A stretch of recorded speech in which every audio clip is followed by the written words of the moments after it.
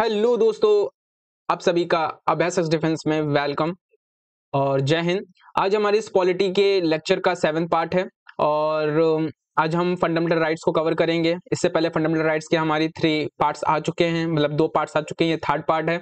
और I tried my best कि मैं इस पार्ट में फंडामेंटल राइट को कंप्लीट कर दूं, लेकिन ऐसा हो नहीं पाएगा। क्यों? क्योंकि ये आप जैसा सभी जानते हैं कि फंडामेंटल राइट एक बहुत ही बड़ा चैप्टर है और साथ में ये इम्पोर्टेंट भी है हर एक एग्जाम के लिए। ठीक है, इसके एक एक आर्टिकल इतना डीप में है कि आपको सभी आर्टिकल को समझना जरूरी है। और मैं नहीं चाहता कि किसी भी आर्टिकल को एज अ फॉर्मेलिटी में छोड़ दूं, क्योंकि अगर क्वेश्चन आ गया तो फिर पछतावा होगा। तो मैं हर एक चीज को ठीक से कंप्लीट करना चाहता हूँ, फॉर्मेलिटी नहीं। I want to complete everything, चाहे वो लिमिटेड हो, लेकिन स्टिल उसे कंसोलिडेटेड वे में बताना चाहते हैं। इसीलिए थोड़ा सा ये इसका 4th पार्ट भी आएगा जिसमें हम कंप्लीटली करेंगे। और वीडियो को इसलिए भी थोड़ा सा 4th पार्ट ला रहे हैं कि ज्यादा वीडियो लंबी भी नहीं देना है, क्योंकि लोगों को थोड़ा सा बोरिंग भी हो जाता है। ठीक है, तो आई अंडरस्टैंड एवरीथिंग और उन सब चीजों को कंसाइडर करके हम इस वीडियो को बना रहे हैं। ठीक है, कंप्लीट भी सब कुछ हो और आपको बोरियत भी ना हो। ठीक है, चलिए आगे चलते हैं। और इससे पहले जो लोग नए हैं उन्हें हम बता दें कि this video is a part of our freezed batch, that is for CDS and CAPF aspirants जो 2026 के लिए प्रिपेयर कर रहे हैं। इसमें हम GS और इंग्लिश और मैथ आपके पूरी कंप्लीटली कवर कराएंगे। ठीक है, वो भी फ्री ऑफ कॉस्ट। CAPF में पेपर 2 को भी हम जितना हो सकेगा सपोर्ट करेंगे आपका। ठीक है, उसकी भी क्लासेस शुरू होने वाली हैं। अगर आप चैनल में नए हैं तो आप चैनल को सब्सक्राइब कर लीजिए, टेलीग्राम चैनल को हमारे ज्वाइन कर लीजिए। आपको हमारे चैनल के डिस्क्रिप्शन में मिल जाएगा, इस वीडियो के कमेंट बॉक्स में भी पिन मिल जाएगा। और जो लोग पॉलिटी के इस लेक्चर को देख रहे हैं उन्हें बस मैं यही कहूंगा कि आप इससे पहले जो हमारे पॉलिटी के अदर 6 लेक्चर्स आ चुके हैं, एक 1 by 1 आप उन्हें जाके देखिए। सेपरेटली CAPF के लिए GS की अलग प्लेलिस्ट हमने बना रखी है और CDS के लिए अलग। आप नए हैं तो जाकर के उन्हें देखिए, तभी आपको ये लेक्चर समझ में आएगा। अदरवाइज आपके लिए फिर वही चीजें होंगी कि आपको कुछ समझ में नहीं आएगा। तो my first request to all of you who are new in this platform, please go and watch our old videos, मतलब हमारी पास्ट की वीडियोस जो हमने पास्ट लेक्चर्स बनाए थे उन्हें जाकर देखिए। Okay, let's begin the session without any delay और विदाउट एनी जार्गन्स। तो बहुत ही कंसोलिडेटेड वीडियो देनी है, कोई फालतू की बातें नहीं, to the point and direct बातें। ठीक है, चलिए शुरू करते हैं। देखिए, हमने इससे पहले राइट टू इक्वालिटी को पूरी तरीके से कंप्लीट कर लिया था, मतलब कि हमने आर्टिकल, आपके आर्टिकल कलर ले लेते हैं। ठीक है, हमने आर्टिकल 14 से इवन आर्टिकल 12 से हमने 18 तक कंप्लीट कर लिया था अपनी पुरानी वीडियो में। ठीक है, अब यहाँ शुरू हो रहा है 19 आर्टिकल। ठीक है, फंडामेंटल राइट्स का। ठीक है, चलिए शुरू करते हैं। तो ये आर्टिकल 19 है। अब आर्टिकल 19 बात किस पे करता है? ये राइट टू फ्रीडम पे बात करना है। फ्रीडम का मतलब क्या होता है? स्वतंत्रता। मतलब हमें किस किस चीज की स्वतंत्रता कॉन्स्टिट्यूशन के फंडामेंटल राइट पार्ट में हमें दी गई है। तो हमें ओरिजिनली कॉन्स्टिट्यूशन में इस आर्टिकल में हमें 7 फ्रीडम्स दी गई थी, ये आपको पता होना चाहिए। लेकिन 44th कॉन्स्टिट्यूशन अमेंडमेंट एक्ट के थ्रू क्या किया गया? एक फ्रीडम को हटा दिया गया। और वो फ्रीडम कौन सी थी?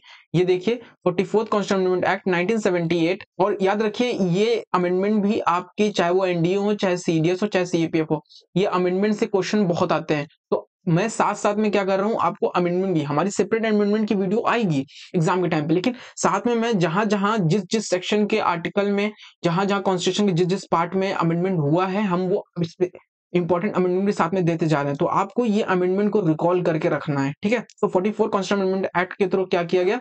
राइट टू एक्वायर प्रॉपर्टी, मतलब राइट टू प्रॉपर्टी जो था इसको डिलीट कर दिया गया है। बहुत इंपॉर्टेंट आर्टिकल, बहुत इंपॉर्टेंट आर्टिकल है, बहुत इंपॉर्टेंट कॉन्स्टिट्यूशन अमेंडमेंट एक्ट है। ठीक है, ये CAA का मतलब है कॉन्स्टिट्यूशन अमेंडमेंट एक्ट। ठीक है, याद रखिएगा, आगे ये आपको शॉर्ट फॉर्म में बहुत मिलेगा। ठीक है, अब ओरिजिनली जैसे मैंने बताया कि 7 थे, अब कितने हैं? केवल 6 फंडामेंटल राइट्स अवेलेबल हैं। कौन कौन से? Freedom of speech and expression, detail में इन सब पे बात करेंगे। दूसरा क्या है?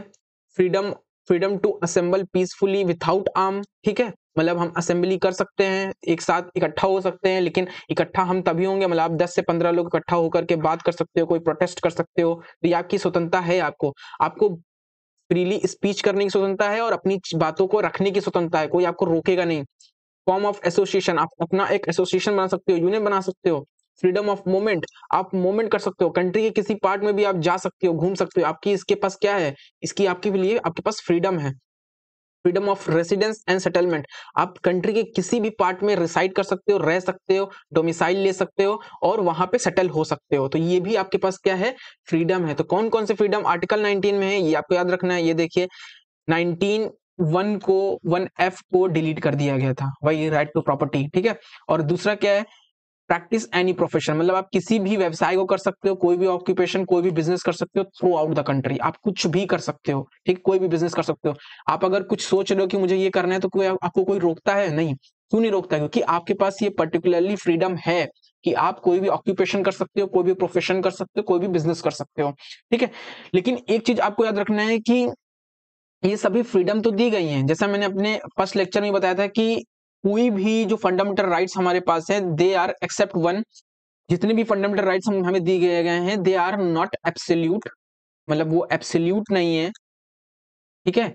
They are with some reasonable restriction, ठीक है, हमारे साथ कुछ रीजनेबल रिस्ट्रिक्शन के साथ वो हमें मिलते हैं, ठीक है। ये सारी फंडामेंटल राइट्स, उसमें ये फंडामेंटल जो राइट टू फ्रीडम है ये भी है, इसमें भी कुछ रिस्ट्रिक्शंस हैं, रीजनेबल रिस्ट्रिक्शन लगाए गए हैं ताकि इनका दुरुपयोग ना हो सके, ठीक है। तो इस चीज को याद रखिएगा। और सभी फंडामेंटल राइट्स में आपको रीजनेबल रिस्ट्रिक्शन मिलेंगे एक्सेप्ट वन, वो मैंने पिछले लेक्चर में बता दिया था, वो है आपका 17, आर्टिकल 17, इसमें अनटचेबिलिटी, अनटचेबिलिटी का कोई भी रीजनेबल रिस्ट्रिक्शन नहीं लगाया गया। अनटचेबिलिटी मतलब अनटचेबिलिटी हटेगी तो हटेगी, मतलब उसमें अगर आपने कुछ किया है तो आपको होगा तो होगा, कोई उसका एक्सेप्शन नहीं है, ठीक है ना। तो ये देखिए वही बात लिखी है, state can impose reasonable restrictions, तो रीजनेबल रिस्ट्रिक्शन लगाए गए हैं। और एक चीज ये भी याद रखिएगा कि state can only state action, मतलब जो आपको प्रोटेक्शन मिल रहा है वो केवल स्टेट एक्शन के अगेंस्ट होगा, प्राइवेट इंडिविजुअल के लिए नहीं होगा। और जो ये फ्रीडम दी गई है आपको, राइट टू फ्रीडम है अंडर आर्टिकल 19, जब मैंने अपना पहला लेक्चर बताया था तो वहां बताया था कि कौन कौन से फंडामेंटल राइट्स सिटीजन और फॉरेनर दोनों को अवेलेबल है, और कौन से फंडामेंटल राइट्स केवल और केवल सिटीजन के पास हैं। तो ये वाला जो फंडामेंटल राइट्स है, राइट टू फ्रीडम आर्टिकल 19 में, ये केवल और केवल सिटीजन के पास है, available only to the citizen. तो ये कुछ फैक्ट हैं, इनको याद रखिएगा, ये मैंने फैक्ट शीट में अलग से दे दिया है आपको। आई ट्राइड माई बेस्ट कि नोट्स को कितना अट्रैक्टिव और कितना एंगेजिंग बनाया जाए। सो इसमें थोड़ी सी मेहनत लगती है, तो थोड़ा सा अप्रिसिएट कीजिए इन सब चीजों को, बहुत मोटिवेशन होता है। हमें जितना मोटिवेशन होगा हम उतना और अच्छा करने की कोशिश करेंगे, ठीक है। बाकी कोई सजेशन हो वही बताइएगा। Thank you. चलिए आगे बढ़ते हैं। तो अब हम अपने पहले फ्रीडम ऑफ स्पीच, मतलब पहले फ्रीडम से शुरुआत करते हैं, जो क्या है freedom of speech and expression. अब एक एक करके 6 की 6 हम देखेंगे, 7 थी ओरिजिनली, एक हट गई तो 6 बची, तो 6 की 6 हम सारी कंप्लीट करेंगे इसमें, ठीक है। बहुत ब्रॉडली है, बहुत अच्छे से आता है और बहुत बेसिकली आपको पता होना चाहिए। सीए पीएफ वालों के लिए तो ये नॉलेज होना बहुत जरूरी है, ठीक है, आपको पता होना चाहिए, ताकि क्योंकि पेपर 2 में आप ये बेसिक नॉलेज आपको बहुत वर्क करने वाली है, ठीक है, यहाँ की फंडामेंटल राइट्स की। आप अपने आंसर्स में इनको डिकोड कोड कर सकते हो, वैल्यू एडिशन होगा आपके ये, ठीक है। एक फंडामेंटल राइट्स डीपीएसपी और फंडामेंटल ड्यूटीज, ये तीनों चीज आपके लिए समझ लिए वैल्यू एडिशन मटेरियल है, वैल्यू एडिशन मटेरियल वैम, ठीक है, मैंने वैम कहता हूँ वैल्यू एडिशन मटेरियल। तो ये आपके लिए समझ लिए वैम है सीएपीएफ वालों के लिए। क्यों? क्योंकि आप जब कोई आर्गुमेंट दोगे तो उसमें फंडामेंटल ड्यूटी का कोई सब्सटेंशिएट कर सकते हो कि ये फंडामेंटल ड्यूटी को ये पूरा फुलफिल करता है, ये डीपीएसपी के ये प्रिंसिपल को फुलफिल करता है, तो आपको इनकी नॉलेज होना बहुत जरूरी है, ठीक है। और बाकी जब बेसिक नॉलेज रखेंगे तो उससे तो आपको जो है क्या हो रहा है, बेसिक नॉलेज रखेंगे तो उससे तो आपको जो है बेनिफिट तो होगा ही बाकी पेपर 1 में, ठीक है। तो ये याद रखिएगा। चलिए शुरू करते हैं। Freedom of speech and expression. अब देखिए freedom of speech and expression, मतलब फ्रीडम मतलब स्वतंत्रता, मैंने बताया था। स्पीच मतलब क्या होता है, बोलना।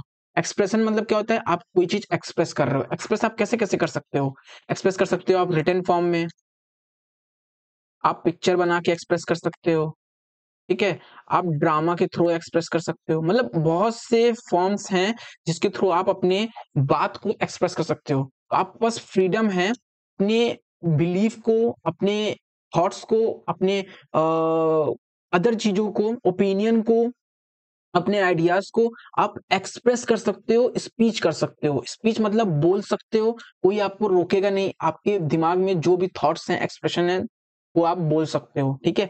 आपको गवर्नमेंट आपके ऊपर कोई वो नहीं लगाएगी बंधन की आप ये नहीं बोल सकते हो उसके अगेंस्ट, ठीक है। साथ ही साथ जो आप बिलीफ आपकी है, जो एक्सप्रेशन है, जो थॉट्स हैं, जो बिलीफ है, उसको आप रिटर्न में भी एक्सप्रेस कर सकते हो, पिक्चर के थ्रू भी कर सकते हो। और इसके अभी ये चीजें और डीप में समझ में आएंगी, ठीक है, अभी समझ में आएंगी। जैसे मान लीजिए ये फ्रीडम इतनी इंपॉर्टेंट क्यों है, पहले ये चीज समझ लीजिए। ये freedom of speech expression important इसलिए है, मान लीजिए कल को गवर्नमेंट ने कोई ऐसा एक्शन लिया जो मेजोरिटी ऑफ नेशनल जो सिटीजन है उनके अगेंस्ट है, नहीं मेजोरिटी, माइनॉरिटीज के अगेंस्ट है, या कुछ सेक्शन ऑफ सोसाइटी के सिटीजन के लिए अगेंस्ट है, उनके इंटरेस्ट को हार्म कर रहा है। तो ऐसे में वो लोग क्या करेंगे, उस पर्टिकुलर एक्ट को, पॉलिसी के अगेंस्ट क्या करेंगे, बोलेंगे, स्पीच ने क्या रखेंगे, अपने थॉट को रखेंगे, उनका क्या थॉट है उस particular action, speech, sorry particular policy में, उनका क्या आइडिया है, ठीक है, उनका क्या ओपिनियन है, तो ये रखेंगे ना वो लोग, ये वो लोग रखेंगे जो अगेंस्ट होंगे उस पॉलिसी के। तो अगर ये लोग रख सकते हैं तो तभी रख सकते हैं, गवर्नमेंट के अगेंस्ट ये सब बातें तभी रख सकते हैं जब उनके पास फ्रीडम ऑफ स्पीच होगा। एक्सप्रेस कैसे करेंगे, पिक्चर बना देंगे कि गवर्नमेंट के ये लॉ के हम अगेंस्ट हैं, ओपिनियन अपना देंगे, ठीक है, तो ड्रामा करके दिखाएंगे। देखने आप देखते होंगे कि अलग अलग ड्रामा होता है जो एक्ट को और पॉलिसीज के अगेंस्ट होता है, नुक्कड़ नाटक होते हैं उनके अगेंस्ट। जैसे एक मान लीजिए फार्म्स लॉज आए थे जो दिल्ली और हरियाणा और पंजाब रीजन के, उनको पता होगा, तो जब एक कृषि कानून आया था, फार्म लॉज आए थे 2021 और 2022 के समय में आए थे, तो बहुत से पंजाब और हरियाणा के जो किसान थे वो रोडों पे खड़े थे, प्रोटेस्ट कर रहे थे। वो प्रोटेस्ट क्यों कर पा रहे थे उन लॉस के अगेंस्ट, क्यों, क्योंकि उनके पास फ्रीडम है बोलने की, वो गवर्नमेंट के अगेंस्ट बोल रहे थे, एक्सप्रेस कर रहे थे अपनी चीजों को, प्रोटेस्ट करके एक्सप्रेस कर रहे थे। तो यही होता है, ये इसीलिए हो पा रहा है क्योंकि उनके पास freedom of speech and expression है। तो क्या होता है freedom of speech, freedom of speech and expression refers to the right of any citizen to express their thought, मैंने बोला ना, idea and opinion without fear of the government, restraint on censorship, कि government आपके पास ना तो आपको कोई रोक लगा सकती है गवर्नमेंट, ना भी सेंसरशिप कर सकती है। एग्जांपल मैंने बोला ना, पीसफुल प्रोटेस्ट, आप पीसफुल प्रोटेस्ट कीजिए, you have a right to protest about और against anything so long is it not violent. बस आप ये काम कीजिए, वो प्रोटेस्ट आपका पीसफुल होना चाहिए और वो किसी के राइट को, फंडामेंटल राइट को हार्म ना पहुंचाए। पता चला आप अपने फंडामेंटल राइट को बचाने के चक्कर में दूसरों के फंडामेंटल राइट्स को आप हार्म करने जा रहे हो, ऐसा नहीं होना चाहिए। कंट्रोवर्शियल कोई आर्ट है तो उस पे भी आपको फ्रीडम स्पीच है। आप देखते होंगे मूवी होती है, पर्टिकुलर मूवी पर सेंसरशिप लगा दिया जाता है, तो मूवी भी एक तरह से एक्सप्रेस कर रही है एक पर्टिकुलर चीज को, ठीक है, उसके अपनी स्पीच के थ्रू दिखा रही है कि ये चीज अगेंस्ट है। इसको पढ़िएगा आपको पता चल जाएगा कि ये फंडामेंटल राइट है, फ्रीडम ऑफ स्पीच, जो लिबर्टी देती है, अपने लिबर्टी में स्वतंत्रता देती है कि थॉट्स एंड ओपिनियन को रख सकते हैं बिना किसी सेंसरशिप के, फियर के, ठीक है। It encompass the articulate the ones belief, engage in a one discussion, ठीक है। डेमोक्रेटिक प्रोसेस में ये बहुत जरूरी है, क्योंकि अगर आपके पास बोलने की स्वतंत्रता नहीं होगी, अपनी बात को रखने की नहीं होगी, तो काहे की डेमोक्रेसी, काहे की democracy. So bedrock of democracy this article is, ठीक है। आप डिसएग्री कर सकते हो विथ मेजोरिटी के ओपिनियन से, देख रहे हैं ये लोग प्रोटेस्ट कर रहे हैं, ठीक है, अपनी बात को उठा रहे हैं, तो ये इसीलिए हो पा रहा है। तो अब इसमें क्या क्या जुड़ा हुआ होता है, what include the in the freedom of speech and expression, what type of freedom of speech and expression. तो आप प्रोपोगेट कर सकते हो वंस के व्यूज को और दूसरे के व्यूज को भी, मतलब फैला सकते हो, टेलीकास्ट कर सकते हो। आज के समय में तो टेलीकास्ट इजिली व्हाट्सएप के और इंस्टाग्राम के थ्रू आप इजिली अपनी बात को वायरल कर सकते हो, बोल सकते हो, ठीक है। कोई भी मोनोपोली नहीं है गवर्नमेंट की इलेक्ट्रॉनिक मीडिया में, फ्रीडम ऑफ एक्सप्रेस, प्रेस कुछ भी चाहे वो एक्सप्रेस कर सकती है। आप देखते होंगे इंडियन एक्सप्रेस जो पढ़ता है, फॉलो करता है, देखना उसमें बन्नी आता है,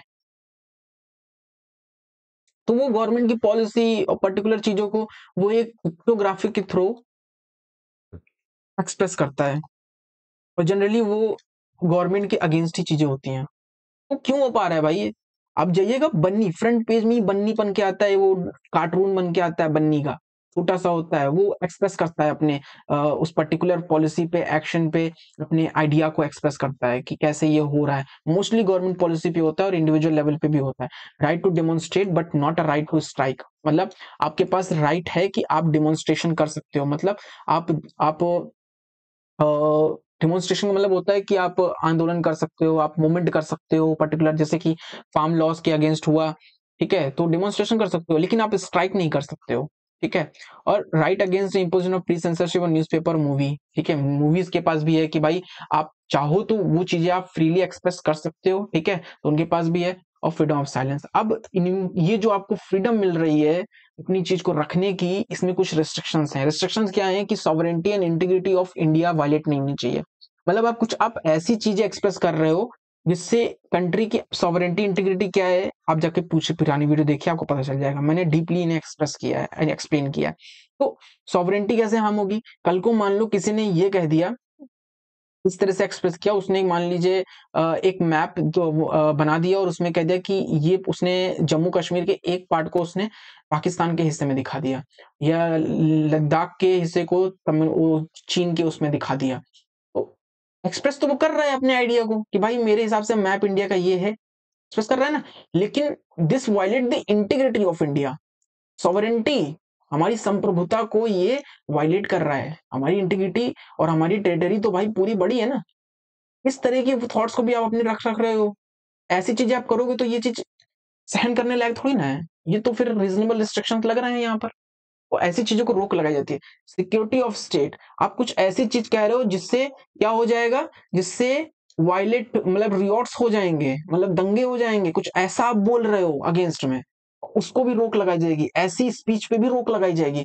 मान लीजिए किसी नेता ने हेट स्पीच दे दी, हेट स्पीच आपने सुनी होगी, ठीक है, किसी पर्टिकुलर कास्ट के, किसी पर्टिकुलर रिलीजन के अगेंस्ट आपने कुछ बोल दिया, या किसी पर्टिकुलर पर्सन के अगेंस्ट बोल दिया जो काफी मतलब रिस्पेक्टफुल है। जैसे नुपुर शर्मा का केस आपको पता होगा, जो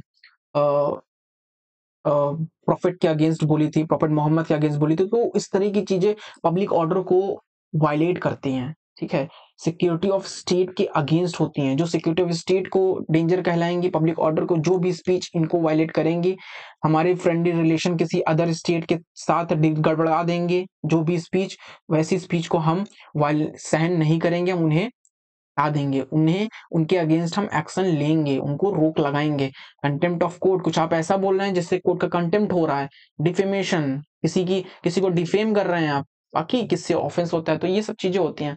बाकी फ्रीडम ऑफ असेंबली, ये यही दूसरा दूसरा क्या था, फ्रीडम ऑफ असेंबली था ना, freedom of assemble peacefully and without arm. तो वही चीज देखिए मैंने यहाँ पे लिखा भी है कि विदाउट आर्म आप असेंबल हो सकते हो पीसफुल, मतलब 15 से 20 लोग इकट्ठा होकर के अपना कुछ प्रोग्राम कर सकते हैं, कुछ मूवमेंट कर सकते हैं, तो असेंबल की भी उनको फ्रीडम है।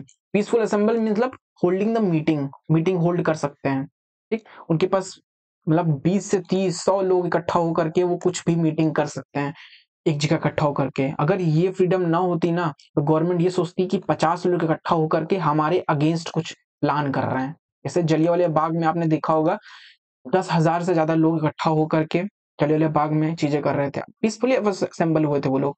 लेकिन गवर्नमेंट, क्योंकि उस समय ये फ्रीडम नहीं थी, गवर्नमेंट ने उसे अपने अगेंस्ट समझा और लोगों को मार दिया, ठीक है, और वहां पे लोग विदाउट आर्म ही इकट्ठा हुए थे। तो इस चीजों को आप समझिए कि ये फ्रीडम क्यों जरूरी है, ताकि 50 लोग इकट्ठा होकर के बात कर सकें, अपने व्यूज को, अपने थॉट्स को रख सकें। नहीं आज ये क्या हो रहा है यार, ये मेरे साथ ही क्यों होता है? अच्छा, देखते हैं। अब नहीं हो रहा है, फिर होने लगा। चल भाई, चल चल। हाँ, तो वो पीसफुल इकट्ठा होकर के पीसफुल मीटिंग कर सकते हैं, आंदोलन कर सकते हैं, प्रोसेशन जुलूस निकाल सकते हैं, मतलब पीसफुल असेंबल होकर के वो लोग 100 से 200 लोग जुलूस निकाल सकते हैं, मूवमेंट कर सकते हैं और पब्लिक मीटिंग हेल्ड कर सकते हैं। But this can be exercise only public land without arm. मतलब आप पीसफुली असेंबल हो, इकट्ठा हो, जुलूस निकालो, आंदोलन करो, मीटिंग करो, लेकिन आपको सरकारी जमीन में ही ये करना है। पता चला आप लोग किसी टाटा की जमीन में खड़े होकर के, या आप किसी जो है वहां पे खड़े होकर के, मान लीजिए किसी प्राइवेट मॉल के सामने खड़े होकर के आंदोलन करने लगे, तो ये नहीं सहा जाएगा। आपको जो भी प्रोसेशन करना है, असेंबल होना है, वो पब्लिक लैंड में ही करना है, वो भी विथआउट आर्म, ठीक है, याद रखिएगा। This can be exercise only on public land और विथआउट आर्म, ठीक है। Most importantly it does not include the right to strike, याद रखिएगा। आप प्रोसेशन कर सकते हो, डेमोन्स्ट्रेशन कर सकते हो, पब्लिक मीटिंग को होल्ड कर सकते हो, लेकिन आप स्ट्राइक नहीं कर सकते हो, ठीक है। यहाँ पे सर ये से याद रखेगा। एक्सेप्शन रीजनेबल रिस्ट्रिक्शन इसमें भी है। क्या रीजनेबल रिस्ट्रिक्शन है कि सॉवरेंटी और इंटीग्रिटी को, मतलब आप ऐसा प्रोसेस कर, अपना ऐसा प्रोसेशन निकाला और ऐसी पब्लिक मीटिंग आपकी है और एक ऐसा आप आंदोलन चला रहे हैं जिससे इंडिया की इंटीग्रिटी और सॉवरेंटी को डेंजर पहुंच सकती है, पब्लिक ऑर्डर को मेंटेन करने में प्रॉब्लम हो सकती है, तो फिर आपको ये नहीं करने दिया जाएगा। आपको याद होगा तो धारा 144 लग जाती है, जहां पे क्या होता है कि चार से ज्यादा लोग इकट्ठा नहीं हो सकते हैं, तो वो धारा 144 ही इसमें रीजनेबल रिस्ट्रिक्शन के रूप में ऐड किया गया है कि धारा 144 अगर लग जाएगी तो आप असेंबल नहीं हो सकते हो, ठीक है। वो जहां पे भी लगती है धारा 144 उस एरिया में असेंबल नहीं हो सकते हो, तो ये याद रखेगा आपको। बाकी पब्लिक ऑर्डर अगर मेंटेन नहीं हो रहा है आपके पीसफुल असेंबल होने से, मान लीजिए आप रोड पे ही खड़े हो गए हो, मान लीजिए आप रोड पे ही खड़े हो गए हो और रोड ब्लॉक कर दिया आपने, तो इससे क्या हो रहा है, पब्लिक ऑर्डर मेंटेन नहीं हो रहा है ना, दंगे होने लगे, तो फिर आपके इस असेंबल को हम वायलेट सहन नहीं करेंगे। We will not tolerate this peaceful assemble और दिस फ्रीडम, ठीक है। हम इसको फिर टॉलरेट नहीं करेंगे, हम फिर सीधा एक्शन लेंगे। तो गवर्नमेंट ये करती है। Freedom of association and union, इस चीज को याद रखिएगा कि एसोसिएशन और यूनियन का आपके पास है, मतलब आप चाहें तो कुछ लोग इकट्ठा होकर के कोई एसोसिएशन बना सकते हैं, कोई यूनियन बना सकते हैं, कोई कंपनी बना सकते हैं इकट्ठा होकर के, ठीक है। ऐसे ही 1970 कॉन्स्टिट्यूशन अमेंडमेंट एक्ट सीएए के तहत ही क्या किया गया, freedom to form cooperative society. Cooperative society क्या है, मैंने silent feature of the constitution amendment constitution में बता रखा है, आप जाकर के देखिए, शायद वो लेक्चर 2 है, ठीक है। तो इस पे पता चलेगा। तो जो कोऑपरेटिव सोसाइटी बनाने का जो जो पावर है उसको कॉन्स्टिट्यूशनल कॉन्स्टिट्यूशनल स्टेटस दिया गया, वो इसी 97 कॉन्स्टिट्यूशन अमेंडमेंट एक्ट के थ्रू दिया गया और इसे एज अ फंडामेंटल राइट भी ऐड किया गया। मतलब आप अब कोऑपरेटिव सोसाइटी बना सकते हो, ठीक है। और अब ये आपका कोऑपरेटिव सोसाइटी बनाना फंडामेंटल राइट है। डीपली मतलब ब्रीफली बता सकता हूँ, कोऑपरेटिव सोसाइटी मतलब कि अगर 4 से 5 लोग इकट्ठा हो करके अपने सोशियो इकोनॉमिक और पॉलिटिकल इंटरेस्ट को सर्व करने के लिए कुछ कुछ ऑर्गेनाइजेशन बनाते हैं, तो उस ऑर्गेनाइजेशन को कोऑपरेटिव सोसाइटी कहते हैं। तो वहाँ पे मेनली सबका सब इंटरेस्ट सबका सर्व होता है, ठीक है, याद रखिएगा। लेकिन याद रखिएगा इसमें भी रीजनेबल रिस्ट्रिक्शंस हैं। Right to obtain the recognition, मतलब आपने ये यूनियन और कंपनी बना तो लिया, लेकिन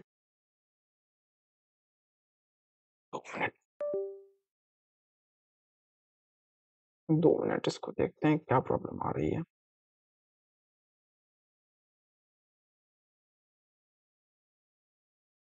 हाँ देखते हैं अब आ रही है कि नहीं आ रही है। हाँ मतलब आपने ये बना तो लिया, ठीक है, फंडामेंटल राइट है, मतलब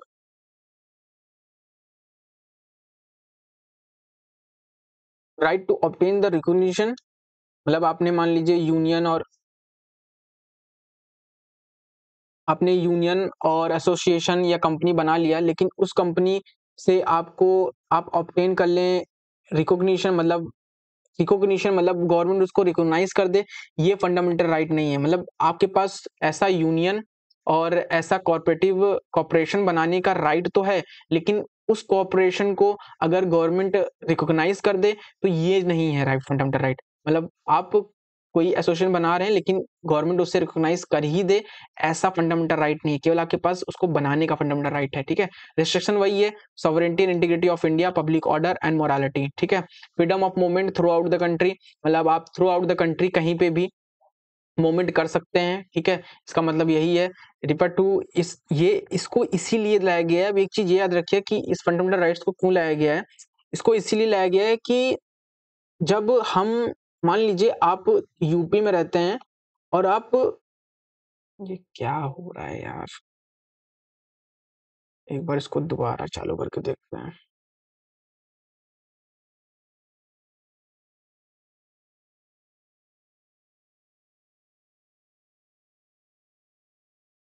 लीव दोबारा खोलते हैं, इसको भी हटाते हैं।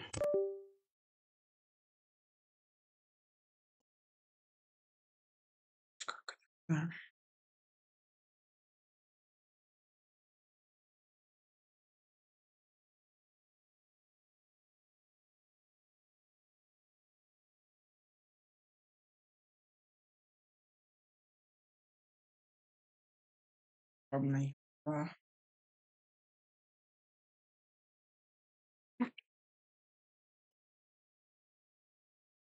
इसको खोल के देखते हैं, अब तो नहीं होगा।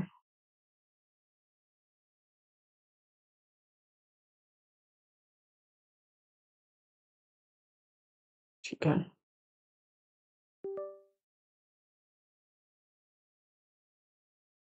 बड़ा कर लेते हैं।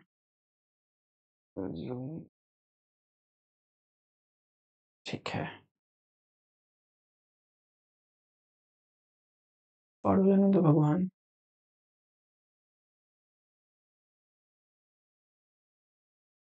राइट टू इस्टेब्लिश, हे भगवान, काहे मजाक कर रहे हो यार। प्रमोट, देखिए अगर आपके पास ये राइट है freedom of movement through out the territory of India, ये राइट आपको इसीलिए दिया गया है क्योंकि जब आप यूपी में मान लीजिए आप रहते हैं और यूपी से आपको ये राइट है कि आप फ्रीली मध्य प्रदेश जा सकते हो या आप महाराष्ट्र जा सकते हो।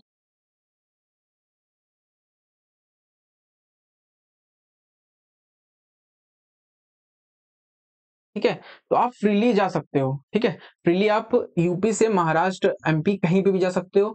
तो ये अगर हम ऐसा फ्रीडम आपको देंगे, इससे क्या होगा, आप अगर यूपी के भी हो ना और अगर एमपी जा सकते हो, महाराष्ट्र जा सकते हो, वहां पे घूम सकते हो, तो इससे क्या आता है, इससे फीलिंग, ये फीलिंग बनती है कि हम सब एक हैं, हमारी कंट्री एक है, यूनिटी की फीलिंग आती है, नेशनैलिटी की फीलिंग आती है। This promote the feeling of unity and the nationality. ठीक है, तो इसका मेन पर्पस यही है इसको रखने का कि आपके अंदर ये चीज हो, ये फीलिंग आए सबके अंदर, हमारे अंदर है कि वी आर वन।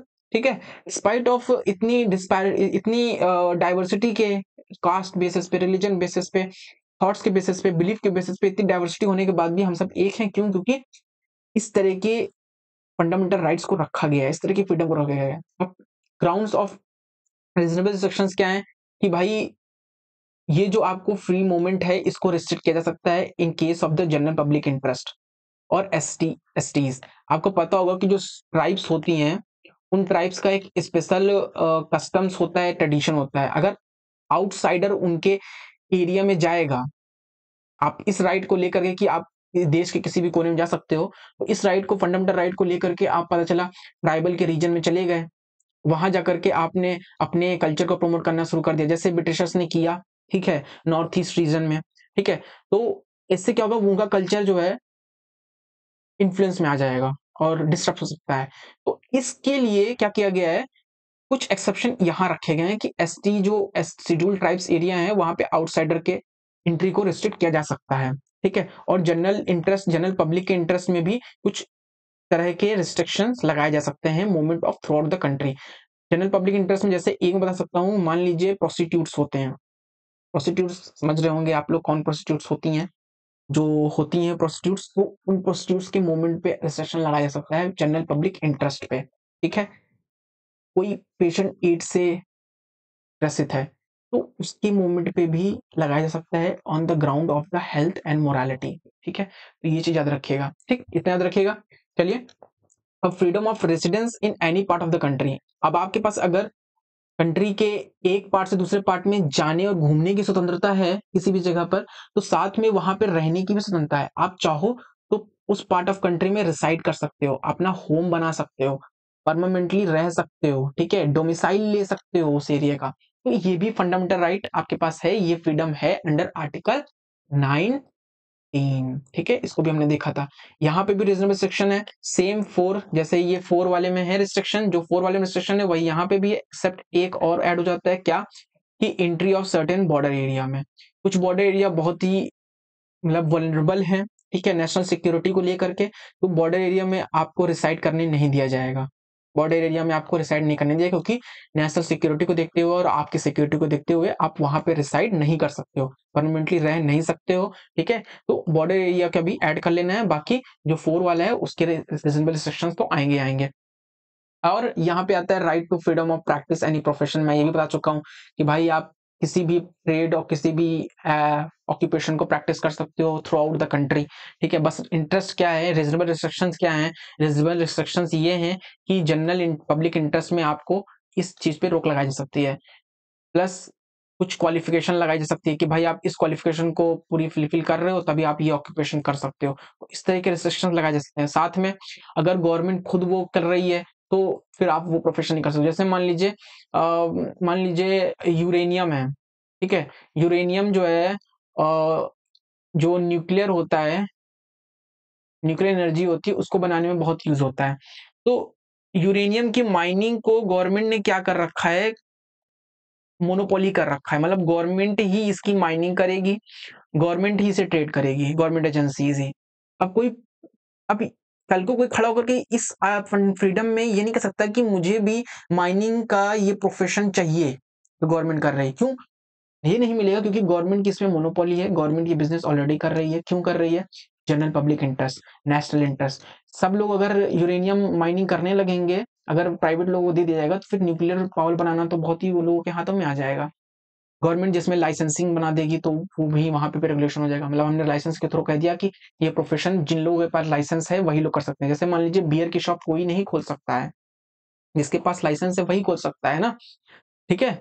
इस चीजों को समझिए, लाइसेंसिंग के थ्रू भी इसको रिस्ट्रिक्ट किया जा सकता है, पर्टिकुलर क्वालिफिकेशन भी लगाई जा सकती है, रिस्ट्रिक्ट की जा सकती है। गवर्नमेंट अगर खुद कर रही है तो, और जनरल पब्लिक इंटरेस्ट में कुछ और भी ला सकती है। और ये जनरल पब्लिक इंटरेस्ट का जो ये लगाया गया ना रिस्ट्रिक्शन, ये बहुत ब्रॉड है। मतलब गवर्नमेंट जनरल पब्लिक इंटरेस्ट में कुछ भी रिस्ट्रिक्शन लगा सकती है और रोक सकती है, ठीक है। अब ये 20 वाला बहुत इंपॉर्टेंट है। क्यों इंपॉर्टेंट है? Protection in respect of the conviction for the offences. देखो, प्रोटेक्शन का मतलब समझ रहे हो कि आपको प्रोटेक्शन मिलती है। क्यों मिलती है? Conviction of the offences. Conviction offences क्या है? देखिए होता क्या है कि कोई पर्सन पहले अक्यूज हो जाएगा, अक्यूज होगा मतलब उसके ऊपर कोई दोष लगे होंगे कि आपने ये किया है, ठीक। अक्यूज के बाद जब वो दोष प्रूव हो जाता है कोर्ट में तो वो कन्विक्टेड हो जाता है। कन्विक्शन और अक्यूज के बीच में यही डिफरेंस होता है। अक्यूज अभी भी केवल सस्पेक्टेड है कि अक्यूज है, मतलब इसने क्राइम किया है, लेकिन अभी प्रूव नहीं हुआ है। जब प्रूव हो जाएगा तो वो कन्विक्टेड हो जाएगा, मतलब कन्विक्शन उसका प्रूव हो जाएगा। तो ये दो डिफरेंस है, याद रखिएगा। तो ये जो आर्टिकल 20 है, ये अक्यूज से कन्विक्शन होने के बीच का जो प्रोसेस होता है, ताकि कोई इजीली ही कन्विक्ट ना हो जाए किसी भी क्राइम में। किसी पर्टिकुलर पर्सन पे सस्पेंशन के बेस, सस्पिशियस के बेसिस पे उसको अक्यूज ठहरा दिया गया। अब इजीली उसको कन्विक्टेड ना किया जा सकते, इसके लिए कुछ उसको प्रोटेक्शन दिया गया है, ठीक है। बात समझ रहे हैं ना? अगर ये प्रोटेक्शन नहीं देंगे तो कल को कोई भी, मतलब पुलिस और हमारा जुडिशियल सिस्टम पैसे के नाम पर किसी को भी, एक व्यक्ति ने कुछ किया तो दूसरे व्यक्ति को जो दोषी नहीं है, बेचारा इनोसेंट है, उसे कन्विक्ट प्रूव कर देंगे कि भाई इन्होंने किया है। मुंह खोल करके कोई ऐसे ना कर सके, इसलिए हमने कुछ रिस्ट्रिक्शंस लगाए गए हैं। तो व्हाट आर दोज रिस्ट्रिक्शंस? तो वो प्रोटेक्शंस क्या है? तो कॉन्स्टिट्यूशन वो प्रोटेक्शन प्रोवाइड करता है, safe guard against the arbitrary. मैंने बोला ना, आर्बिट्रली किसी को एक्सेसिव पनिशमेंट नहीं दी जा सकती है, उसके अक्यूज को प्रूफ नहीं किया जा सकता है, ठीक है। चाहे वो सिटीजन हो चाहे फॉरेनर हो। याद रखिएगा, ये सिटीजन और फॉरेनर दोनों को है।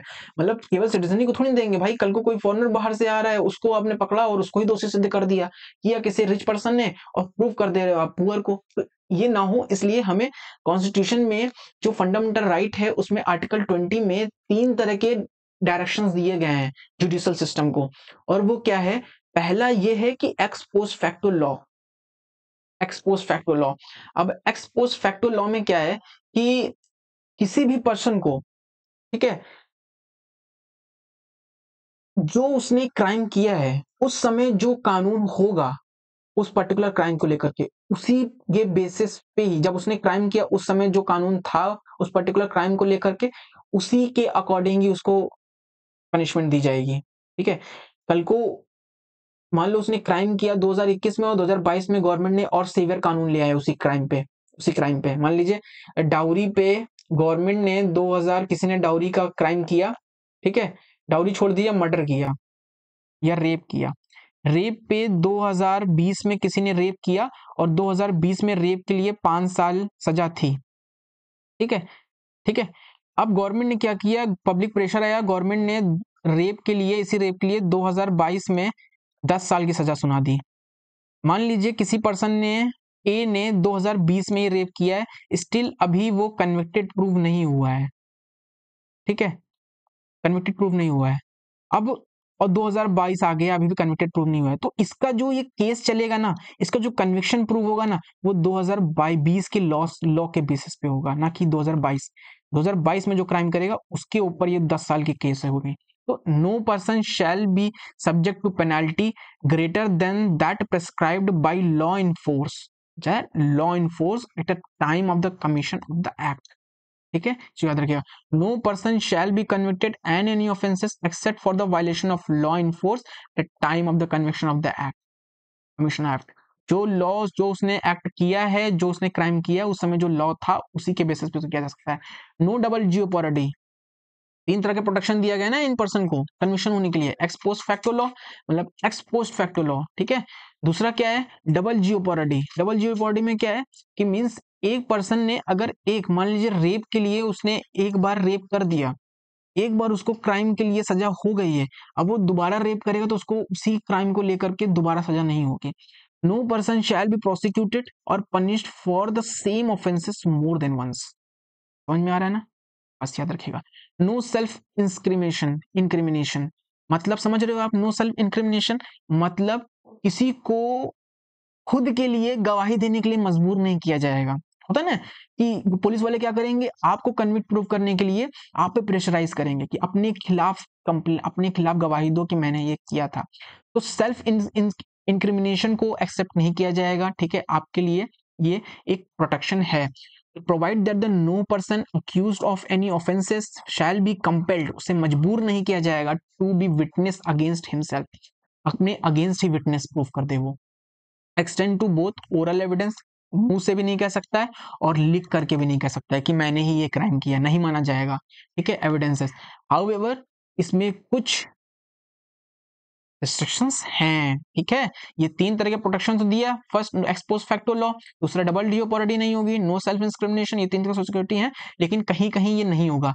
कहाँ कहाँ नहीं होगा, compulsory production of material projects, मतलब आपको अपने मटेरियल प्रोजेक्ट्स को देना पड़ेगा।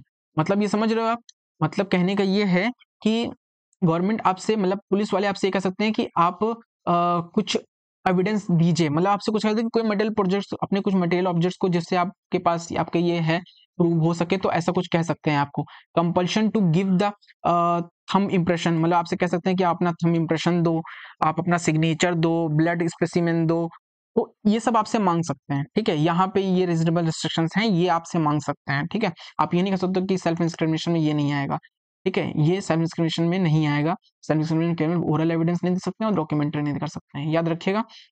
No compulsion exhibit the body, ठीक है, आपको बॉडी का एग्जीबिशन भी करा सकते हैं वो लोग, ठीक है, ये चीज याद रखिएगा। अब एक चीज ये याद रखिए कि it extend only to the criminal proceedings, मतलब ये केवल और केवल क्रिमिनल प्रोसीडिंग्स में ही होता है, सिविल प्रोसीडिंग्स में नहीं होता है। अब क्रिमिनल क्या होता है, जैसे रेप, मर्डर, ये सब क्रिमिनल केसेस होते हैं, ठीक है।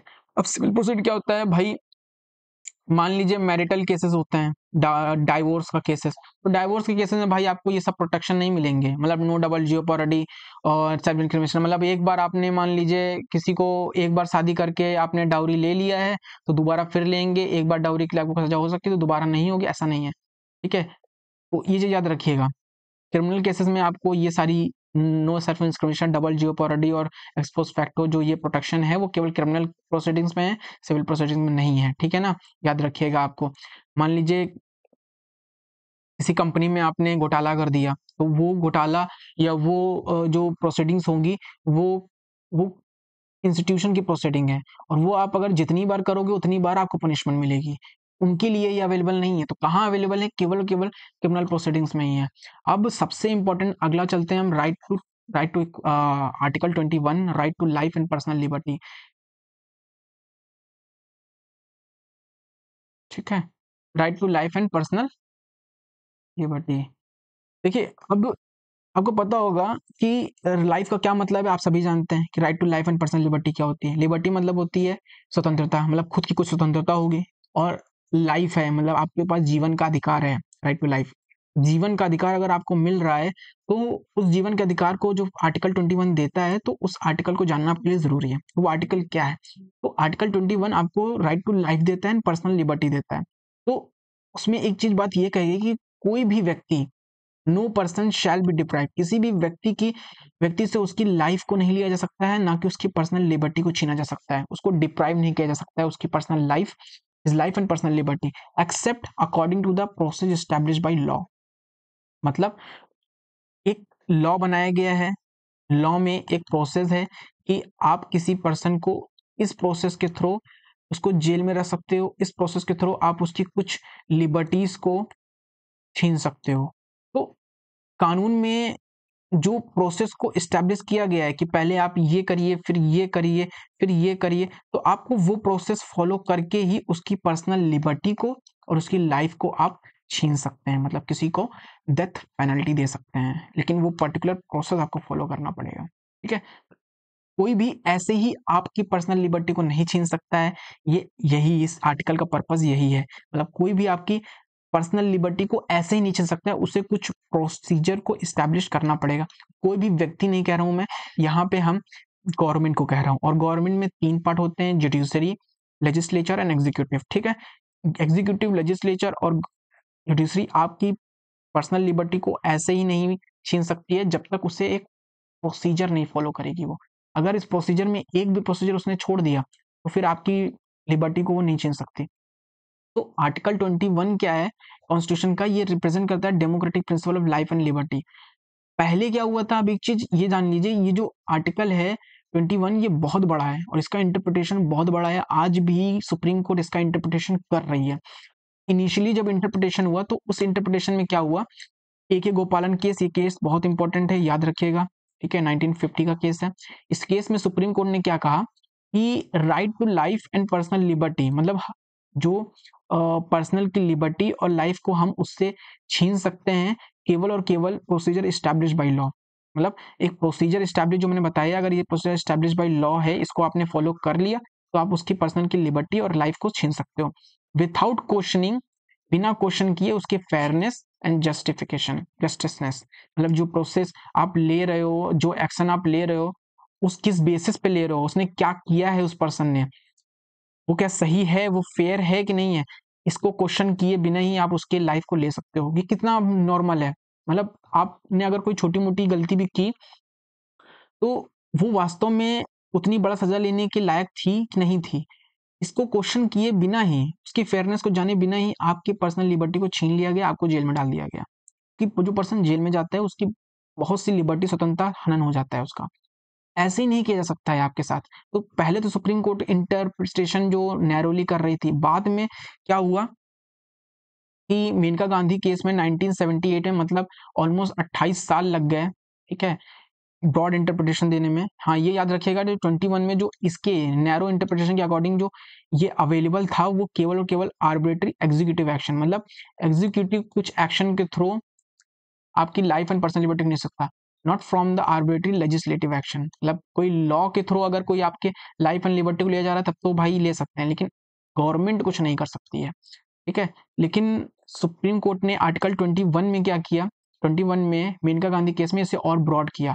सुप्रीम कोर्ट ने कहा कि प्रोसीजर इस्टेब्लिश बाय लॉ, जो पहले कह नहीं रहे थे कि उसके क्वेश्चन नहीं करेंगे कि जो एक्शन आप ले रहे हो वो फेयर है कि नहीं है, जस्टिस है कि नहीं है, सुप्रीम कोर्ट ने कहा कि नहीं, आज से प्रोसीजर एस्टेब्लिश बाय लॉ तो देखा ही जाएगा कि कोई प्रोसीजर फॉलो किया गया कि नहीं किया गया। इफ ही देखा जाएगा कि वो फेयर और जस्टिस है कि नहीं है, आर्बिट्री नहीं है, मतलब एक तरफा ही तो नहीं लिया जा रहा है, इफेक्टिवली उसको देखा जाएगा। और ये इफेक्टिवली क्या कर रहा है, ये आर्टिकल 14 से, मतलब राइट टू इक्वालिटी, मतलब सबके साथ एक समान प्रोसेस रखा जाएगा, सबको एक इक्वली देखा जाएगा। And article 29 protection of certain right regarding freedom of speech, ठीक है, ये दे रहा है, प्रोटेक्ट कर रहा है। और आर्टिकल 21, तो ये एक साथ जब सुप्रीम कोर्ट ने मेनका गांधी केस में प्रोसीजर एस्टेब्लिश बाय लॉ को फेयर एंड जस्टिस होना भी कह दिया कि ये फेयर एंड जस्टिस भी जस्ट भी होना चाहिए। अगर आप किसी की पर्सनल लिबर्टी एंड लाइफ को ले रहे हो, उसे फेयर एंड जस्ट भी होना चाहिए। इसके थ्रू क्या हुआ, आर्टिकल 14 को भी एड्रेस हो गया, मतलब आर्टिकल 40 भी प्रोटेक्ट होने लगा और 19 भी होने लगा। दैट्स व्हाई हम इसे गोल्डन ट्रायंगल कहते हैं। मतलब इंडियन कॉन्स्टिट्यूशन में गोल्डन ट्रायंगल क्या है, आर्टिकल 14, आर्टिकल 19, आर्टिकल 21, याद रखिएगा। तो मेनका गांधी केस में ही सुप्रीम कोर्ट ने क्या इंट्रोड्यूस किया, ड्यू प्रोसेस ऑफ लॉ। अब ड्यू प्रोसेस ऑफ लॉ भी एक अमेरिका का प्रोसीजर है, जैसे हमारे यहाँ प्रोसीजर एस्टेब्लिश बाय लॉ होता है, वैसे ही अमेरिका में ड्यू प्रोसेस ऑफ लॉ है। प्रोसीजर एस्टैब्लिश बाय लॉ जो हम फॉलो करते हैं वो जापान का है, और अमेरिका का ये ड्यू प्रोसेस ऑफ लॉ है। अब दोनों में डिफरेंस है, दोनों में डिफरेंस को मैं यही बताऊंगा क्योंकि ये आता है, ठीक है, और आ सकता है। देखो, आपको किसी भी पर्टिकुलर एक्शन को लेना है, गवर्नमेंट हो चाहे लेजिस्लेचर हो, उसे एक प्रोसीजर को फॉलो करना पड़ेगा, ठीक है, एस्टैब्लिश किया जाए जो लॉ ने, ठीक है, तभी आप किसी की पर्सनल लिबर्टी को ले सकते हो। अब ड्यू प्रोसेस ऑफ लॉ उससे एक कदम आगे बात करता है, वो नेचुरल जस्टिस के प्रिंसिपल को फॉलो करता है, ठीक है। तो ड्यू प्रोसेस ऑफ लॉ क्या डेफिनेशन क्या कर रहा है, it ensure that the due process of law, ये क्या कहता है कि जो आप प्रोसेस ले रहे हो वो जस्ट और फेयर भी होना चाहिए, जो आप एक्शन ले रहे हो वो जस्ट एंड फेयर होना चाहिए, वो वास्तव में फेयर होना चाहिए, जस्ट होना चाहिए, और जो इस प्रोसेस फॉलो कर रहे हो वो भी प्रोसेस भी जस्ट एंड फेयर होना चाहिए। तो law are just and fair, reasonable होना चाहिए, and that the government follow the fair procedure. Procedure establish law क्या कह रहा था, legality of law ensuring that the government act according to the procedure establish by law. मतलब इसमें यही करते हैं कि गवर्नमेंट ने एक प्रोसीजर जो कानून के थ्रू एस्टैब्लिश किया गया, गवर्नमेंट उसको केवल फॉलो कर रही है, ये नहीं देख रही है कि वो जस्ट है, फेयर है, क्या है। यहाँ पे एक कदम आगे बढ़ करके उसकी जस्टिस और फेयरनेस को भी देखा जाएगा कि वो जो लिया जा रहा है कदम वो जस्ट एंड फेयर है कि नहीं है। फोकस यहाँ क्या है, फोकस है fairness of law itself. Law को भी यहाँ पे चेक किया जा रहा है कि लॉ सही है कि नहीं है। जो लॉ एक पर्सन की लिबर्टी और लाइफ को छीन रहा है वो वास्तव में फेयर है कि नहीं है। तो ये बहुत बड़ा है अमेरिका का ये प्रोसीजर, तभी तो मेनका गांधी केस में सुप्रीम कोर्ट ने प्रोसीजर एस्टैब्लिश बाय लॉ के साथ साथ ड्यू प्रोसेस ऑफ लॉ को भी इंट्रोड्यूस किया, ठीक है। प्राइमरीली ये कंसर्न करता है adherence to the legal procedure, मतलब केवल और केवल आप लीगल प्रोसीजर को फॉलो करो बस, जस्टिस फेयरनेस के ज्यादा देखने की जरूरत ही नहीं है। Protection, provide the protection against the law that is the arbitrary unreasonable, ठीक है, उनके अगेंस्ट प्रोटेक्शन देता है, कोई आर्बिट्रली आपके लाइफ एंड पर्सनल लिबर्टी को नहीं छीन सकता। अब ये उतना नहीं चेक करता है। तो बाकी आप ये देख लीजिएगा, एप्लीकेशन यूनाइटेड स्टेट में होता है, ये इंडियन कॉन्स्टिट्यूशन में है और जापान में भी है, ठीक है, तो ये चीज देख लीजिएगा, एग्जाम्पल देख लीजिएगा, ठीक है, वो समझ में आ जाएगा। अब आर्टिकल 21 बहुत बड़ा है, मैंने आपको बताया कि आर्टिकल 21 समझ लीजिए एक, इसको कॉन्स्टिट्यूशन के, अगर आपसे कोई पूछे कि कौन सा कॉन्स्टिट्यूशन का आर्टिकल या कौन सा पार्ट एक लिविंग डॉक्यूमेंट कॉन्स्टिट्यूशन को बना देता है, तो कॉन्स्टिट्यूशन का आर्टिकल 21, ठीक है, कॉन्स्टिट्यूशन को एक लिविंग डॉक्यूमेंट बना देता है। क्यों? क्योंकि इसका इंटरप्रिटेशन ही देख रहे हैं आप, इतना ब्रॉड है, ठीक है। As a time it allow open arms for the new changes in the society, जैसे जैसे सोसाइटी में चेंजेस आएंगे इसमें बदलाव आता जाएगा। क्यों? क्योंकि ऐसा क्यों होता है, ऐसा लिविंग डॉक्यूमेंट इसलिए कहा जा रहा है क्योंकि आप देखेंगे ये right to life and personal liberty को प्रोटेक्ट कर रहा है। और आपको पता है कि पर्सन को अगर राइट टू लाइफ एंजॉय करना है, मतलब उसके पास जीवन का अधिकार होना चाहिए, तो जीवन के अधिकार के लिए तो आपके पास एजुकेशन भी होना चाहिए ना अच्छी, तभी तो आप अच्छा जीवन जी सकते हो।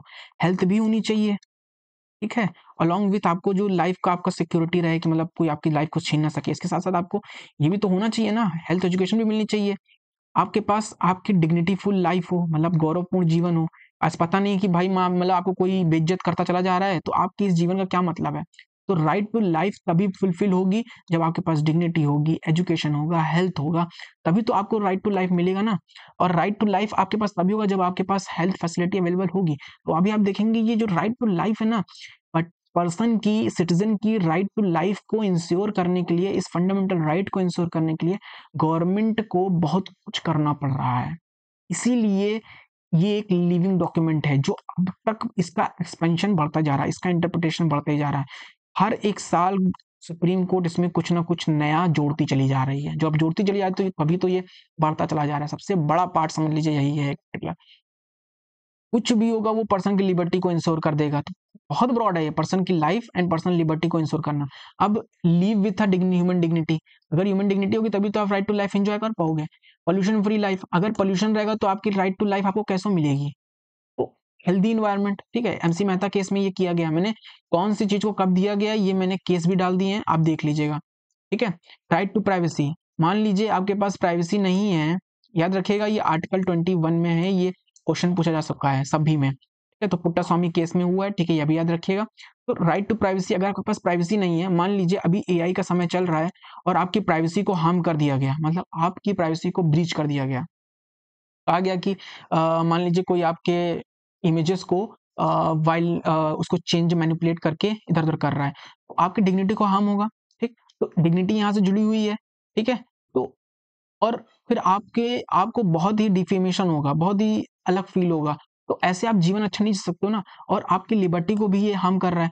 तो जो कुछ भी हमारे हमारे सराउंडिंग, हमारी लाइफ एंड पर्सनल लिबर्टी से जुड़ा हुआ है, वो आर्टिकल 21 का पार्ट हो जाएगा। बस कॉन्स्टिट्यूशन में सुप्रीम कोर्ट उसे बोल दे बस, राइट टू शेल्टर, ठीक है, ये भी है, ठीक है। Freedom, right to freedom of free education 14 साल की उम्र तक, ठीक है। तो ये भी भाई एजुकेशन नहीं होगा तो फिर लाइफ का क्या मतलब है जब एजुकेशन नहीं होगा। एक्सेस जस्टिस, तो इस तरह से देखिएगा आपको सब कुछ मिल जाएगा ये, ठीक है। ये मैंने सारा डाल दिया है, ये पढ़ लीजिएगा, ठीक है। इंपॉर्टेंट, ठीक है। आर्टिकल 21, इनमें याद करने की कोशिश मत कीजिएगा, बस याद रखिएगा कि एक चीज याद रखिएगा, जो भी right to life and personal liberty से जुड़ा हुआ है वो है। अब राइट टू एजुकेशन, जब सुप्रीम कोर्ट ने इस केस में, नानी कृष्णा केस में,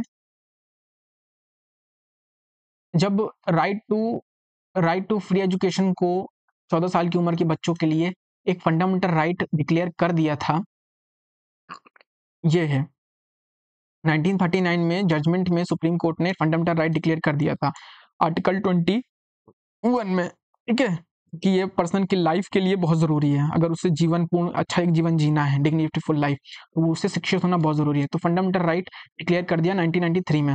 जब सुप्रीम कोर्ट ने डिक्लेयर कर दिया, तो गवर्नमेंट को क्या करना पड़ा, इस पे कॉन्स्टिट्यूशन अमेंडमेंट करना पड़ा, क्योंकि बहुत दिन तक गवर्नमेंट इसे अनदेखा नहीं कर सकती थी। तो गवर्नमेंट ने क्या किया, सुप्रीम कोर्ट ने कहा कि 14 साल की उम्र तक की सब बच्चों को फ्री एजुकेशन मिलेगी, फ्री एजुकेशन 14 साल के बच्चों तक। तो ये पहली बार 1993 में हुआ। इससे पहले भी केरला और अदर स्टेट्स में फ्री एजुकेशन दी जा रही थी, लेकिन उसे कॉन्स्टिट्यूशनल स्टेटस, कॉन्स्टिट्यूशनल रिकॉग्निशन 1993 में मिला है। उसी के बाद क्या हुआ, 86 कॉन्स्टिट्यूशन अमेंडमेंट एक्ट 2022 में आर्टिकल 21 ऐड किया गया। मतलब ये आर्टिकल जो 21A है, 21 तो हम पढ़ते ही आ रहे हैं, सब 21 में ही है। तो गवर्नमेंट ने क्या किया, 21, क्योंकि सुप्रीम कोर्ट ने 21 में ही इसे डिक्लेयर कर दिया गया था आर्टिकल के, तो गवर्नमेंट ने क्या किया, 21 में ही एक ए प्रोविजन बना दिया और इसको राइट टू एजुकेशन को सेपरेटली रखा।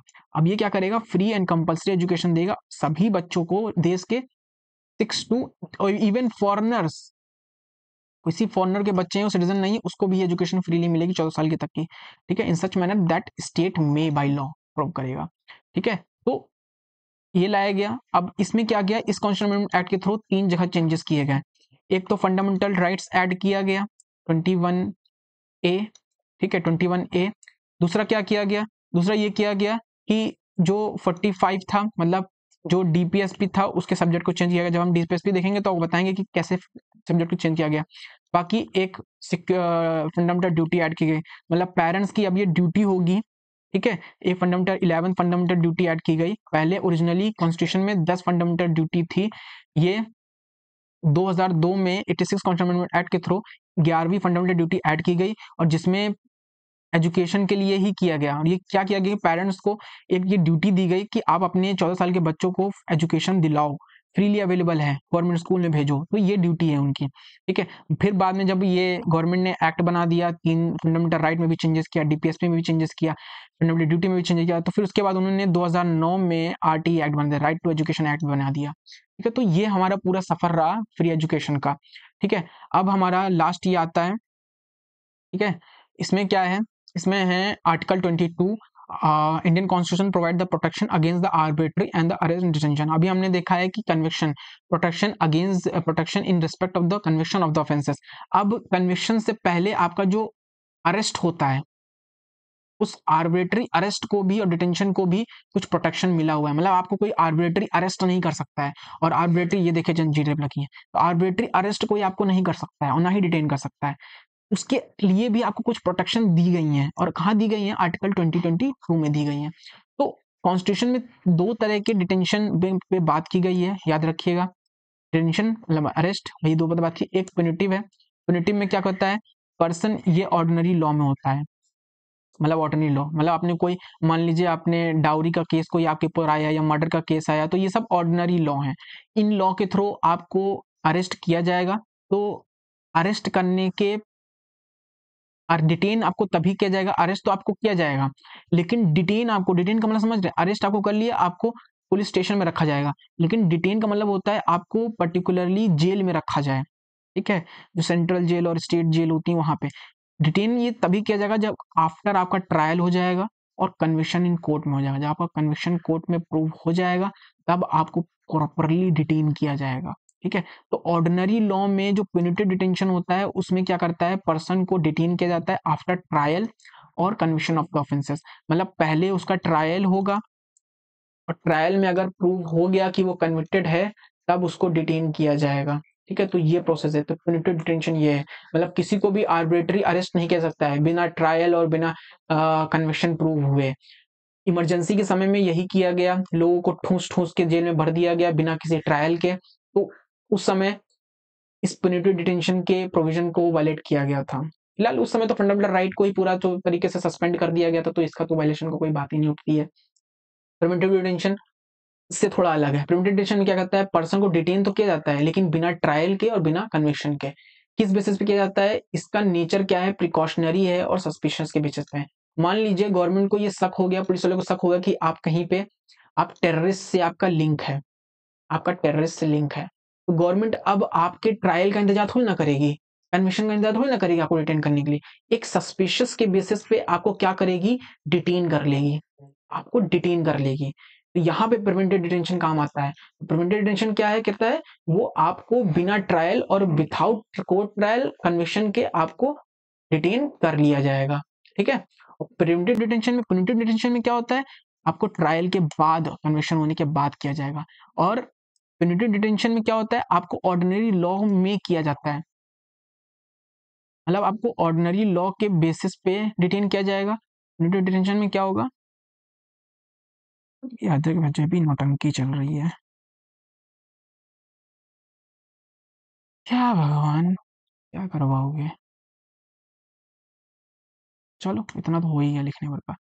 ये ऑर्डिनरी लॉ के अंदर होगा, मतलब punitive detention under ordinary law होगा। और प्रिवेंटिव डिटेंशन का सेपरेट लॉ होता है जिसमें प्रिवेंटिव डिटेंशन होता है। ये देखिए, the law that feature the preventive detention. तो आपने देखा होगा अभी सोनम वांगचुक को जो लद्दाख में प्रोटेस्ट कर रहे हैं, उनको नेशनल सिक्योरिटी एक्ट के अंदर डिटेन किया गया है। तो उनको प्रिवेंटिव डिटेंशन के अंदर ही किया गया, मतलब बिना किसी ट्रायल बिना किसी कन्विक्शन उन्हें डिटेन कर दिया गया लंबे समय के लिए। क्यों, क्योंकि नासा एक एनएसए एक तरह के प्रिवेंटिव डिटेंशन एक्ट है। तो जो प्रिवेंटिव डिटेंशन होगा वो ऑर्डिनरी लॉ में होगा, मतलब आप कोई नॉर्मल क्राइम करते हैं जो नॉर्मली एक्ट होते हैं। लेकिन प्रिवेंटिव डिटेंशन जब किसी का होगा तो उसमें पर्टिकुलरली एक एक्ट बना के रखा जाएगा, ठीक है। अब ये याद रखिएगा, ऑर्डिनरी लॉ में पर्सन को क्या क्या राइट्स अवेलेबल हैं, मतलब उसको इन्फॉर्म किया जाएगा अगर कोई ऑर्डिनरी लॉ के अंतर्गत डिटेन हो रहा है। ऑर्डिनरी लॉ मतलब प्यूनिटिव डिटेंशन, आपका प्यूनिटिव डिटेंशन ऑर्डिनरी लॉ के अंदर ही होगा। और प्रिवेंटिव डिटेंशन कब होगा, प्रिवेंटिव डिटेंशन के लॉ के अंदर ही आपका प्रिवेंटिव डिटेंशन होगा। तो आपको इन्फॉर्म किया जाएगा क्यों आपको अरेस्ट किया जा रहा है, डिटेन किया जा रहा है, आपको ये इन्फॉर्म किया जाएगा। आपको कंसल्ट का अपने आप लीगल जो प्रैक्टिशनर है अपने वकील से कंसल्ट कर सकते हैं, आपके पास ये राइट है। आप आपको कोर्ट के सामने, मजिस्ट्रेट के सामने विथ इन 24 आवर्स के आगे अंदर ही अंदर मजिस्ट्रेट के सामने प्रेजेंट करना पड़ेगा। अगर पुलिस ने आपको अरेस्ट किया है, ये याद रखिए, कल को कोई भी अरेस्ट हो सकता है आप में से, तो याद रखिए आपको किस बारे में किस लिए अरेस्ट किया ये बताओ, आपको डिस्कस करना है, इन्फॉर्म करेगा पुलिस वाले कि आपको क्यों अरेस्ट किया है। आपको अपने लीगल एडवाइजर से कंसल्ट लेने का राइट है। साथ में आपको जब अरेस्ट किया है उस समय से लेकर के विथ इन 24 आवर्स आपको मजिस्ट्रेट के सामने प्रेजेंट करना पड़ेगा, उसे नहीं करता है, ठीक है। Right to release after hours unless the magistrate, अगर ये 24 आवर्स में मजिस्ट्रेट के सामने नहीं रिलीज किया है तो फिर वो डिटेंशन नहीं होगा, वो उसको रिलीज करना पड़ेगा, ठीक है। और प्रिवेंटिव डिटेंशन में लोगों के पास क्या है कि डिटेन कर लिया जाएगा पर्सन को, कैन नॉट एक्सीड 3 मंथ, ठीक है, unless the advisory board report sufficient cause की इतना हो सकता है हाई कोर्ट में, ठीक है। तो ये चीज याद रखिएगा, ठीक है, मतलब ये 3 मंथ के लिए हो सकता है डिटेन करेंगे। अभी तो फिलहाल जो 44 कॉन्स्टिट्यूशन अमेंडमेंट एक्ट है उसमें ये देखिए, इसके तहत क्या कर दिया गया है, इसमें 2 मंथ का कर दिया गया है, मतलब 2 मंथ का कर दिया है। फिलहाल अभी इसे इम्प्लीमेंट नहीं किया गया है, तो अभी तक 3 मंथ ही चल रहा है। 3 मंथ के लिए ही आपको सस्पेंशन बेस पे, मतलब सोनम वांगचुक अब 3 महीने तक अंदर रहेंगे। और अगर एडवाइजरी बोर्ड ने बढ़ाने के लिए बोला तो फिर बढ़ा दिया जाएगा एडवाइजरी बोर्ड के बेसिस पे, और रिटेंशन उनका 3 मंथ से ज्यादा बढ़ जाएगा। लेकिन 44 कॉन्स्टिट्यूशन अमेंडमेंट एक्ट के थ्रू क्या किया गया, ये 3 मंथ को 2 मंथ कर दिया गया, लेकिन फिलहाल भी इसे इंप्लीमेंट नहीं किया गया है, ठीक है, तो याद रखिएगा। Ground of detention should be communicated, मतलब जो जिसको डिटेन किया जाएगा तो उन्हें बताया जाएगा कि आपको क्यों डिटेन किया गया है।